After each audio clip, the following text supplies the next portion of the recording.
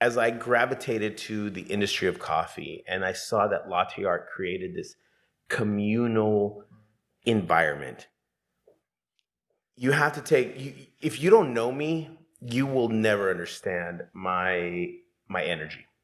But if you consider that for 14 years of my life, I organized nonprofit community focused events that geared towards people that were outside of the margins and impoverished.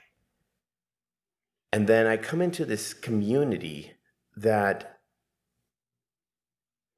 when you pick up a coffee bag, as a consumer, you're looking like, oh, you see a logo, cool. You see the name of a coffee, cool. You see some tasting notes. None of these things speak to latte. They speak to sensory descriptors. They speak to an elevated notion of coffee that is compared to wine. And then chances are you're going to order a latte or a vanilla latte. If I show you my sales reports, chances are it's a vanilla latte or vanilla bullshit. And the skill and the art that barista is going to give you ultimately defines your experience. I was enamored with that. Like, even today, I had a little chance to chat with Mary and Marielle about some skills of latte art. And I was like, yo, let's talk about elbow placement. And they're like, what? I'm like, why is your elbow by your ear? It's like the chicken wing. Yeah. Elbows in. Like, you can work a lot more with your wrist than you can with your shoulders. You know, it's like playing a guitar. You know, like we strum with our wrist as a guitarist, you know? And so being able to kind of like look at the parallels of my music background. I taught music for 12 years. You know, I was self-taught. I played 5 instruments. Nobody taught me. I picked them up. I figured them out. You know, I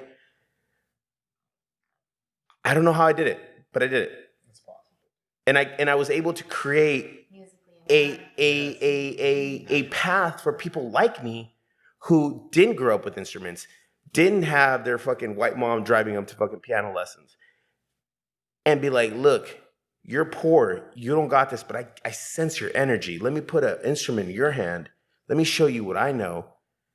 And then all of a sudden, man, I created like this hood ass fucking school of rock that when I saw that being paralleled in coffee, I was like, shit, like what coffee needs is we don't need more vocabulary. We need more understanding. We need more people that can really step away from the bar and be able to translate in a repeatable what and why method of what is being done. Because that's the only way we're going to truly define specialty. And so kind of seeing that, it's like, shit, like there's so much we need to do. There's so much we need to do. And in all of this kind of artistic angst, one of the things that the barista doesn't recognize, that the artist, the music artist, the painting artist does recognize, that at the end of the day, we need crowd acceptance to push our art to the next level.